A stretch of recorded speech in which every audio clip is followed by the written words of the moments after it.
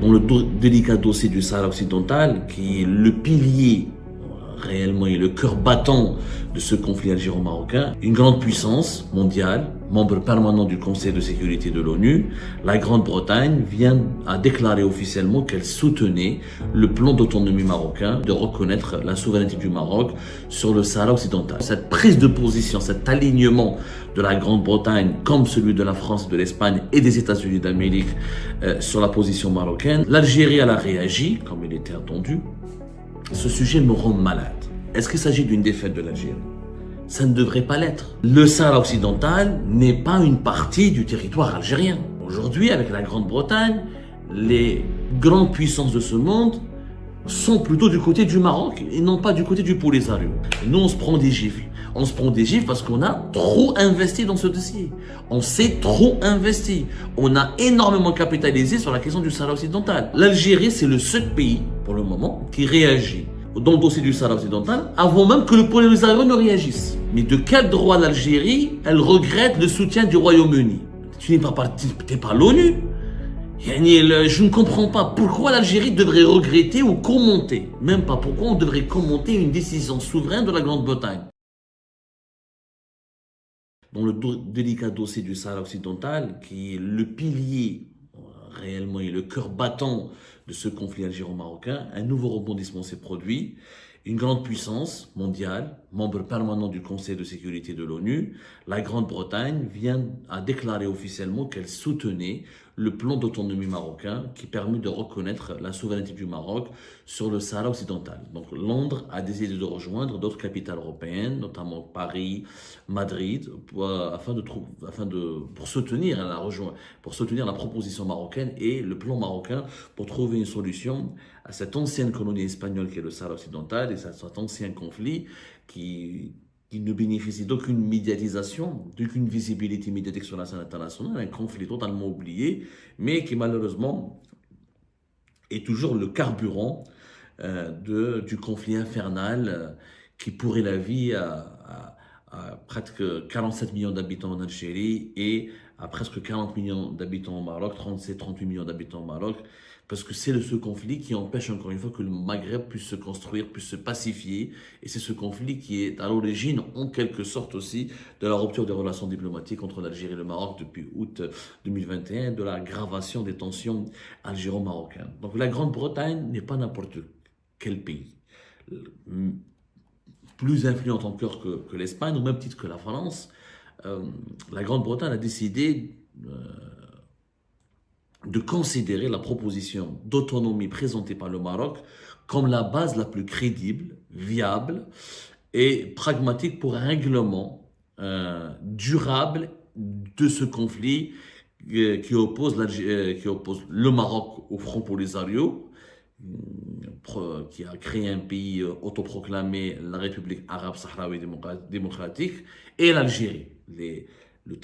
Ce conflit triangulaire, parce qu'il oppose aussi indirectement l'Algérie au Maroc, et depuis 2021, il oppose directement l'Algérie au Maroc, puisqu'en Algérie, la question de la libération du Sahara occidental a été érigée et transformée en une cause nationale. Donc cette déclaration, cette prise de position, cet alignement de la Grande-Bretagne, comme celui de la France, de l'Espagne et des États-Unis d'Amérique sur la position marocaine, a eu lieu hier lors de la visite du chef de la diplomatie britannique, David Lammy, qui s'est rendu à Rabat hier et qui a animé une conférence de presse aux côtés de son homologue marocain, Nasser Bourita. Lammy, le chef de la diplomatie britannique, a toutefois précisé que le soutien britannique à la position marocaine s'inscrit toujours dans le cadre des efforts de l'ONU pour trouver une solution au conflit. Il a exhorté les parties concernées à s'engager de toute urgence et de manière constructive dans ce processus politique. Ceci dit, parce qu'on parlera tout à l'heure de la réaction de l'Algérie, voilà ce qui a été jusqu'à présent. Il faut dire que la Grande-Bretagne était neutre et elle se contentait de dire qu'elle soutenait les efforts déployés par l'ONU pour parvenir à une solution politique durable et mutuellement acceptable, garantissant l'autodétermination du peuple du Sahara occidental. Donc, Elle était quelque part pour l'organisation d'un référendum qui permettra à la population du Sahara occidental de choisir ou l'indépendance ou l'annexion avec le reste du Maroc.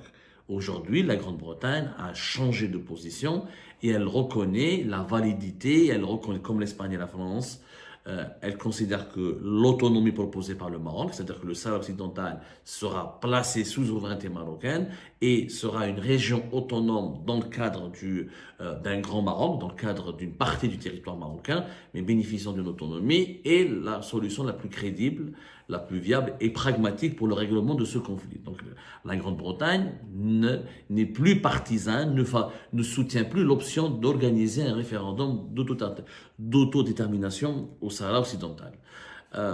L'Algérie a réagi, comme il était attendu.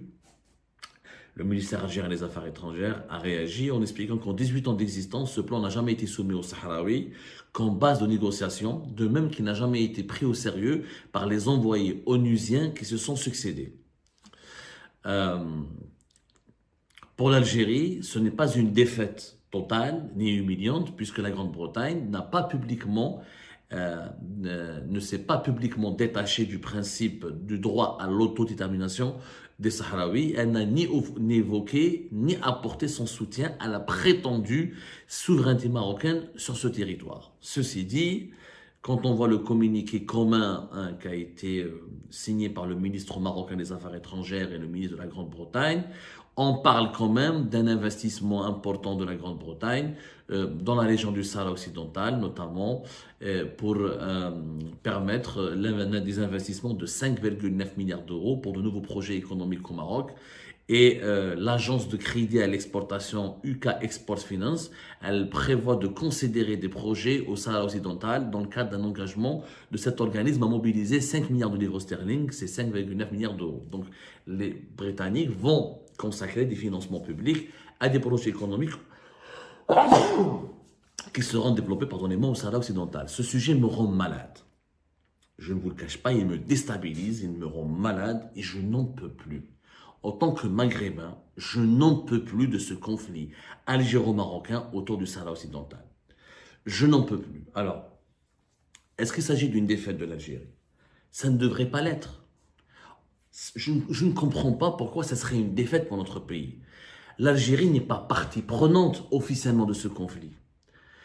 Le Sahara occidental n'est pas une partie du territoire algérien. L'Algérie n'a pas revendiqué une quelconque souveraineté ou elle ne veut pas annexer officiellement ce territoire. L'Algérie, à aucun moment, elle a dit que ce territoire devrait me revenir. Ce n'est pas une dispute territoriale qui nous oppose au Maroc. On ne veut pas reprendre ce Sahara occidental pour l'intégrer au territoire algérien. Ce n'est pas une partie du territoire algérien, ce n'est pas une partie de la souveraineté nationale. Il n'y a pas des Algériennes et des Algériens qui sont concernés par ce conflit. Ce sont des Sahraouis que l'Algérie accueille autant que réfugiés, dont le nombre est estimé à moins de 200 000. La totalité de ces Sahraouis qui veulent de cette population qui fait l'objet d'interprétations, de débats, de controverses, de guerres, de conflits, de disputes entre l'Algérie et le Maroc, elle est à peine de 300 000 et quelques, qui sont même pas 400 000. Il n'y a pas d'Algériens ni d'Algériens officiellement qui ont pris les armes aux côtés du Polisario pour combattre le Maroc. Le Front du Polisario, c'est une organisation armée qui revendique l'indépendance du pays, l'indépendance de son pays depuis 1975 et qui a lutté militairement. Accord de paix 91, l'an 2020, fin de cet accord de paix, reprise des affrontements qui sont épisodiques, qui sont sporadiques. Il n'y a pas de guerre au Sahara occidental. C'est pas le Congo et le Rwanda, c'est pas Gaza et Israël, c'est pas l'Ukraine et la Russie, mais vraiment c'est des combats extrêmement limités. C'est des escarmouches. Il n'y a même pas de guerre, parce que le Maroc est beaucoup plus puissant que ce Front Polisario qui est certes financé par l'Algérie, soutenu militairement par l'Algérie, mais pas dans des proportions extrêmement grandioses. Le Front Polisario, c'est quelques milliers d'hommes, c'est des sous-équipés, etc. Donc c'est un conflit qui n'est pas extrêmement meurtrier, qui n'est pas médiatisé et qui n'a pas pris une ampleur opérationnelle inquiétante parce que c'est des escarmouches. Et aujourd'hui, avec la Grande-Bretagne, les grandes puissances de ce monde sont plutôt du côté du Maroc et non pas du côté du Polisario. Mais pourquoi l'Algérie devrait-elle se sentir offusquée ou humiliée ou touchée ou défaite? Ce n'est pas le Sahara occidental, est un problème de l'ONU. Ce n'est pas un problème algérien. Ce n'est pas un problème algéro-marocain. Il ne devrait pas l'être. Et là, on va revenir sur le problème. Pourquoi on a l'impression que notre pays recule sur la scène diplomatique? Pourquoi on a l'impression que c'est une défaite humiliante pour notre pays? Pourquoi on a l'impression que la communauté internationale nous tourne le dos et choisit davantage le camp du Maroc? Parce qu'on a fait du Sahara occidental une cause sacrée, alors qu'elle ne l'a jamais été, elle ne devrait pas l'être. On a mis sur le même pied d'égalité la question du Sahara occidental avec la question palestinienne. Alors que c'est pas du tout semblable, c'est pas du tout similaire. La Palestine a une histoire, elle a une géographie, elle a un passé, elle a des enjeux, c'est une population de plusieurs millions de personnes. Le Sahara occidental, historiquement, il y a plusieurs historiens, il y a même des organismes internationaux qui reconnaissent qu'à un moment donné, il a fait partie du Maroc, que cela n'est pas suffisant peut-être pour annexer cette région en totalité, de ne pas demander l'avis de la population. Mais il y a des liens historiques et ce n'est pas un conflit qui mobilise l'humanité. Pour une raison simple, c'est 300 000 habitants, c'est beaucoup de pays à travers le monde sont convaincus que c'était marocain, comme à un moment donné dans l'histoire c'était marocain, donc beaucoup disent c'est pas grave, ça pourrait redevenir marocain, oui le souci, comme Hong Kong est redevenu chinoise par exemple, et comme la Chine veut récupérer Taïwan par exemple, et voilà, je pourrais vous citer des exemples comme ça. L'humanité, les puissances de ce monde, la population, l'opinion publique mondiale, les médias internationaux ne se mobilisent pas pour ce conflit. Parce qu'il n'y a pas d'intérêt. Il n'y a pas de grand intérêt. D'ailleurs, la population sahraoui elle est divisée, une partie avec le Front Polisario, une partie avec le Maroc. On ne sait pas qui est avec qui, on ne sait pas qui est plus légitime que d'autres. Et c'est un conflit qui a été gagné militairement par le Maroc, ou c'est un conflit qui n'est pas puissant, il n'est pas intense. Donc il n'y a rien dans cette affaire qui intéresse l'opinion publique mondiale. En plus, beaucoup de pays africains, comme beaucoup de pays occidentaux, comme beaucoup de pays asiatiques, comme tous les pays arabes, personne ne veut soutenir le Sahara occidental.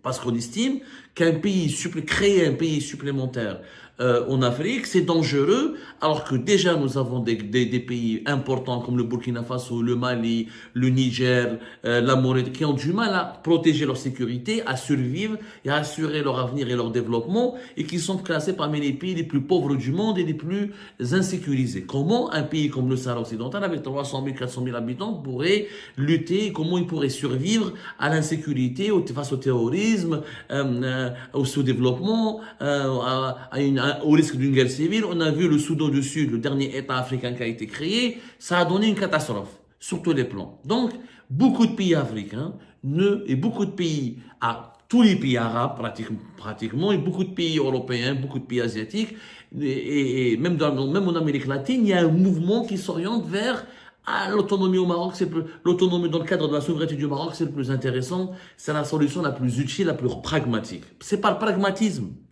C'est beaucoup de pays soutiennent le Maroc. C'est pas parce que le Maroc il est fort. Non, parce que c'est une solution pragmatique.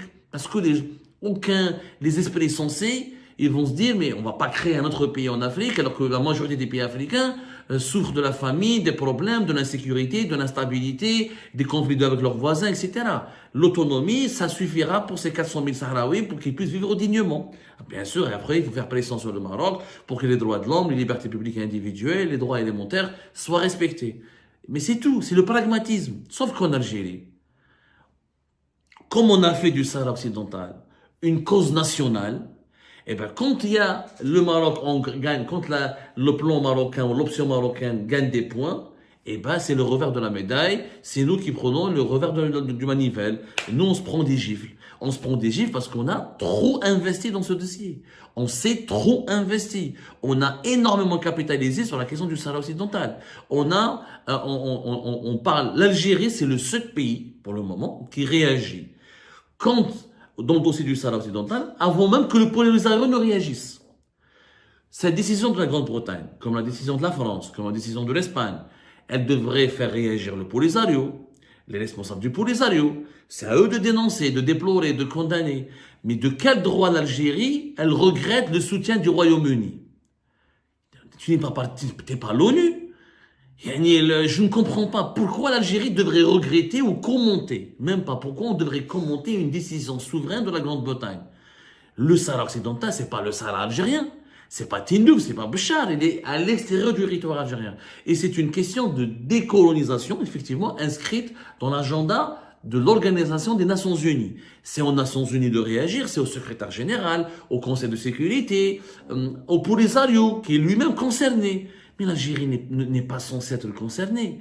Je vous explique ces principes de base pour vous mettre en garde contre cet investissement totalement contre-productif. Et je le disais depuis 2021, depuis la rupture des relations avec le Maroc, je disais c'est une connerie. On va se prendre des raclés. Il y aura des ratages monumentaux parce que la géopolitique mondiale, le nouvel ordre mondial qui caractérise en ce moment, qui se construit sous nos yeux, qui caractérise les rapports entre les différents États de la planète, l'environnement géopolitique international n'est pas favorable aux Sahraouis, à l'idée de l'indépendance du Sahara occidental. Aujourd'hui, nous sommes dans un monde où les pays sont en train de se regrouper pour créer des blocs. L'Union européenne, l'Amérique du Sud, l'Asie du Sud-Est, l'Afrique de l'Ouest, les États du Sahel. Et nous, on lutte pour créer un autre État, un micro-État, alors que déjà les micro-États eux-mêmes ont du mal à survivre, à exister, et ils cherchent où ils achètent, où ils pactisent, où ils font des alliances pour s'attirer des protections ou pour avoir des protections. Personne ne va soutenir. Dans le monde du réchauffement climatique, des mutations technologiques, de la guerre avec l'Ukraine, du risque d'une guerre avec la Chine à cause de Taïwan, du changement économique, des changements des paradigmes économiques, les menaces terroristes, les menaces cybercriminelles, personne ne va soutenir la création d'un énième État de 300 000, 400 000 habitants. Et c'est pas la Palestine. Le Sahara, c'est la Palestine, elle a une histoire, elle a une présence. Le conflit palestinien, c'est un véritable problème d'occupation d'un peuple qui a été chassé de sa terre et occupé il y a un autre peuple qui l'a supplanté. C'est pas le cas. Les Sahraouis ont toujours eu des relations avec le royaume du Maroc, des relations tendues, moins tendues, pacifiques, moins pacifiques. Et c'est pas le même ordre de grandeur. Et ce n'est pas les mêmes enjeux, ce n'est pas les mêmes conséquences, ni le même impact. Dans ce cas-là, les Touaregs aussi, on va les soutenir. Ils veulent faire un pays. Il faudra créer un autre pays pour les Touaregs. Ça n'a pas de sens. Sauf que l'Algérie s'est trop investie dans cette question. On en a fait, encore une fois, le pilier de notre diplomatie, la boussole de nos relations étrangères. On réagit toujours les premiers. On dénonce la France, on regrette la décision de la Grande-Bretagne, et bien sûr des réactions incohérentes. Avec la France, on enclenche une crise diplomatique et on va rompre les relations pratiquement à cause du Maroc et de la reconnaissance par la France de la souveraineté du Maroc sur le Sahara occidental. Mais avec la Grande-Bretagne, on fait que regretter. Et donc dans ce cas-là, il fallait rappeler notre ambassadeur à Londres. Non, on rappelle pas. À Washington, on n'a pas rappelé notre ambassadeur. On fait que regretter. Pourquoi regretter avec les Anglais et les Américains, mais menacer, se disputer et créer un bras de fer avec les Espagnols et les Français? Ça n'a pas de sens. Ça n'a pas de sens toute cette histoire. Elle n'a plus. On est en plein on nage. C'est illogique. C'est totalement absurde. Il faut que la question du Sahara occidental soit désacralisée en Algérie. On doit redescendre sur terre et accepter de dire cette question n'est pas une affaire de souveraineté nationale. Ce n'est pas l'avenir de l'Algérie qui se joue au Sahara occidental. C'est complètement faux. À moins que les dirigeants algériens veulent diviser ou partager ce territoire avec le Maroc, il faut le dire. Dans ce cas-là, il faut aller le dire. Dans ce cas-là, il faut être honnête avec les Algériens et les Algériens. Il faut être honnête avec la communauté internationale pour dire nous avons des prétentions territoriale ou sur ce territoire, où nous avons des prétentions sur ce territoire, nous estimons qu'il nous revient aussi en partie. Ça c'est autre chose, mais dans la doxa, dans la doctrine algérienne, dans le discours officiel, il n'y a aucune prétention d'annexer ou d'occuper ou de ramener ou de d'étendre le territoire algérien vers le Sahara occidental. Donc, ce n'est pas notre problème. On a d'autres problèmes beaucoup plus importants. Et les avancées diplomatiques en faveur du Maroc sont perçues comme des échecs pour l'Algérie, parce que l'Algérie, encore une fois, elle joue aux euros. Dans un monde, l'Algérie ne comprend pas le monde dans lequel nous vivons aujourd'hui. Le monde qui n'aime pas le séparatisme, le monde de l'universalisme, du cosmopolitisme, de la mondialisation, alors que nous, on est en train de penser qu'on est toujours dans les années 70, qu'un État, encore un État, peut exister en Afrique et en Afrique du Nord avec 300 ou 400 000 habitants. C'est de la folie. Il faut encore une fois cesser en toute urgence de faire du Sahel occidental une cause nationale et sacrée, sinon tous ces ratages diplomatiques vont aggraver l'isolement de notre pays, vont nous créer des hostilités avec des puissances régionales et mondiales dont nous avons besoin pour assurer, nous avons besoin de bonnes relations avec ces puissances-là pour assurer notre avenir et notre développement. Et ça va rabaisser notre pays. On n'est pas des losers. Là, en continuant à sacraliser le Sahara occidental et à encaisser les échecs les uns après les autres pour un investissement totalement contre-productif et utopique, on rabaisse notre pays. On se rabaisse au niveau international. Et c'est dangereux. C'est très dangereux parce qu'il n'y a pas plus dangereux qu'un pays qui s'isole et qui collectionne les échecs alors qu'il n'est même pas censé être partie prenante d'un conflit où il est uniquement spectateur ou médiateur. Je vous remercie, comme d'habitude, pour avoir suivi la vidéo jusqu'à la fin. N'oubliez pas de nous laisser vos commentaires, vos réactions autour du sujet et de vous abonner à la chaîne si vous n'êtes pas encore abonné. Je tiens à vous remercier aussi pour votre soutien à notre chaîne, pour vos encouragements, pour vos commentaires aussi nombreux et diversifiés. Je tiens aussi à remercier nos abonnés et les personnes qui nous suivent régulièrement. Sans vous, ça n'aurait pas été possible. Donc voilà, merci encore une fois et à la prochaine dans une nouvelle vidéo.